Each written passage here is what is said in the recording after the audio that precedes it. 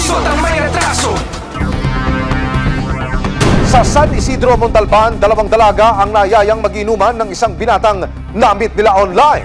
Nang sunduin sila ng binata, kasama pa raw nito ang kanyang pinsan at tiyugin. Habang nagiinuman, bigla na lang daw silang nawala ng malay at nang magising, nakahiga na sila sa kama at di umano'y pinagsasamantala ka na. Mabigyan kaya ng hustisya ang sinapit ng dalawang dalaga? Madaling araw ng Agosto 2023 nang dumating sa opisina ng Barangay San Isidro ang mga magulang ng mga dalagitang sina alias Jenny, 13 taong gulang, at Rica, 14 na taong gulang. Nag-complain po sila, may kasakasama yung dalawang bata. As bawsi officer, pinuntahan po namin. Sumbong ng magkaibigan, minolestya raw sila nang magtiyuhin na sina Wilfredo Bainosa, 55 taong gulang, at Nico, hindi niya tunay na pangalan. Ang pinangyarihan ng insidente, liblib at malayo sa tirahan ng mga dalagita. Ma'am, saan tayo papunta ngayon? Si Chipintor po. Saan ho nangyari yung krimen? Opo. Ano ba itsura niyan? Para ho maintindihan natin mga kababayan. Yan po yung tambakan ng basura dito. Tinatawag namin landfill. Tambakan ng basura, landfill. Allegedly, sabi ng bata, dyan ho siya dinala. Opo. May mga kabahayan po dyan.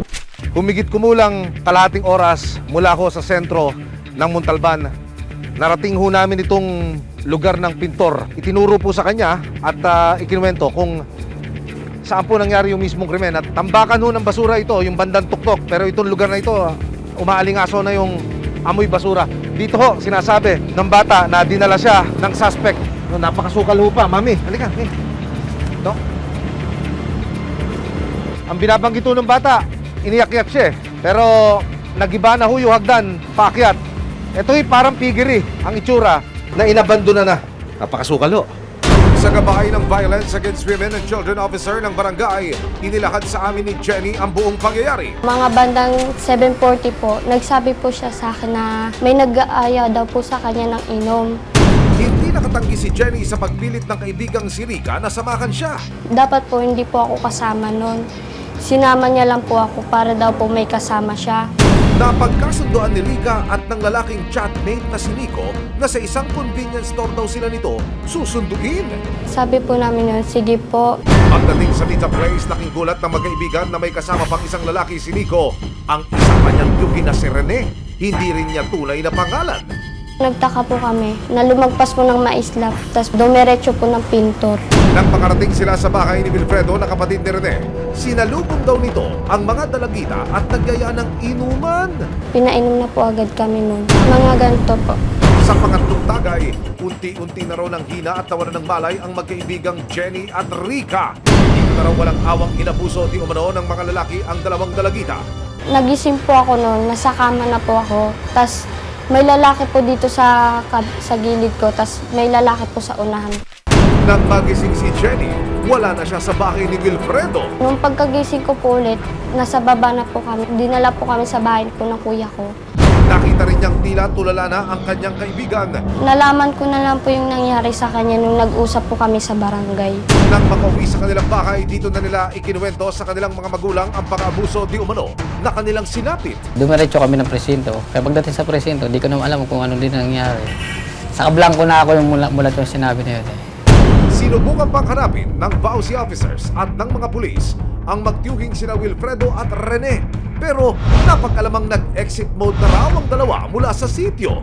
Base sa salaysay ni Jenny, si Wilfredo raw ang tila nagbigay ng atensyon at nagpakita ng motibo sa kanya habang nag-iinuman. Isa lang po ang in-identify niyang tao na nang abuso sa kanya.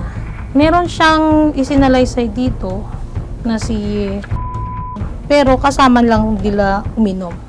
Ang kaibigan ni Jenny na si Rica, pinili raw na hindi na magsampa ng kaso dahil sa takot. Merong message dito tungkol yung para bang hinahabilin niya na yung kaso sa iyo. Ibig sabihin, ayaw na niya sumali sa kaso. Ano ba yan? Ano ba ibig sabihin niya? Sabi niya po, yung sa'yo na nga lang. Sabi ko po, kasama ka. Okay naman na yung akin, sabi niya daw po. Pero dahil sa nararamdamang suporta mula sa mga magulang, si Jenny, buo ang loob na ituloy ang pagsasampa ng reklamo laban kay Wilfredo. Para po, hindi na po mangyari ulit yun. Yung ginawa niya po sa amin. August 8, 2024, formal lang nagsampa ng reklamo sa PNP Montalban si Jenny laban kay Wilfredo. Pumunta nitong August 8 ng alas 3 ng hapon para magsampa ng kaso. April 25, 2024, lumabas ang warrant of arrest laban kay Wilfredo. Ang ating suspect pala dito ay listed as provincial most wanted ng Rizal. Humigit kumulang 1 taon na ang nakalilipas makaraang maganap ang krimen. Kamusta ka na, anak? Yung time po na nangyari yun, parang hindi po ako makatulog na maayos. Parang umuulit-ulit po sa isipan ko po nung tas po. Hindi na po ako sanay nun na matulog po nang ako lang po mag-isa.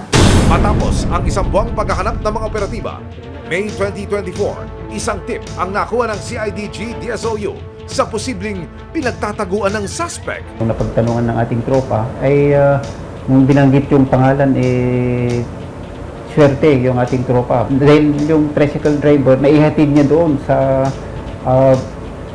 residence ng ating suspect. June 1, 2024, kasama ang resibo, nagtungo ang CIDG DSOU sa Quezon City para hulihin si Wilfredo. Palabas na kami, palabas na. Parang diskarte. Nakita mo yung mobile. Kanina. May pasok dyan. Pagkanan, pakaliwa. Lakad yun, may kahit dalawa kami dito. Tapos mauna ako. Para pagka sigurado na kukuhain na, tatawag siya, pasok. Pasok na kayo, pasok. Positive yung sabi. Sa hudyat ng naunang pulis sa lugar, pinasok na rin ng iba pang operatiba ang bahay ng suspect.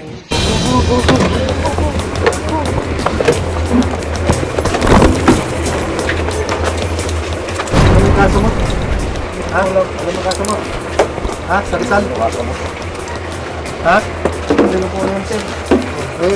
Mga taga CIDG Camp Crame DSOU kami narito kami upang arestuhin ka sa bisa ng warrant of arrest. Gawin mo karapatang manahimik o magsawa ng kibo. Nakapanayam ng resibo ang 55 anyos na suspect pero ayon sa kanya, nadamay lang daw siya sa insidente. Tulungan ko daw sila yan, tinulungan ko. Hinatid ko sila sa bahay nila. Kung maalam na nagkaganyan yan. Sa huli, kinatigan ng Rodriguez Municipal Police ang salaysay ng menor de edad na biktima. Sakaling mapatunayang nagkasala si Wilfredo, makaharap siya sa 12 taon hanggang 40 taon na pagkakakulong. Sakaling magpasya si Jenny na magsampa ng kaso laban sa kapatid ni Wilfredo na si Rene at kanilang pamangkin na si Nico, tutulungan pa rin daw siya ng Montalban Police. Pwede naman po mamasampa ng kaso kung ito ay babanggitin at sasabihin na siya ay talagang involved doon sa pangyayari. Kapag minor ang victim, mas mataas yung penalty. Kagaya dito, minimum 12 years yung penalty. Lalo na pag minor, dapat mag-ingat tayo pag minor kasi hindi natin alam yung trauma na nagagawa natin sa kanila. Sa pagkakakulong ni Wilfredo, gumaan daw kahit papaano ang loob ni Jenny at kanyang mga magulang. Umaasa ang kanyang ama na ito na ang simula ng patuloy na paghilom ng kanyang anak mula sa madilim na karanasan. Kailangan talaga magkaroon ng hustisya. Kung hindi mo rin ang hustisya, gagawin pa ng lalaki doon sa iba. Walang lusot ang may atraso.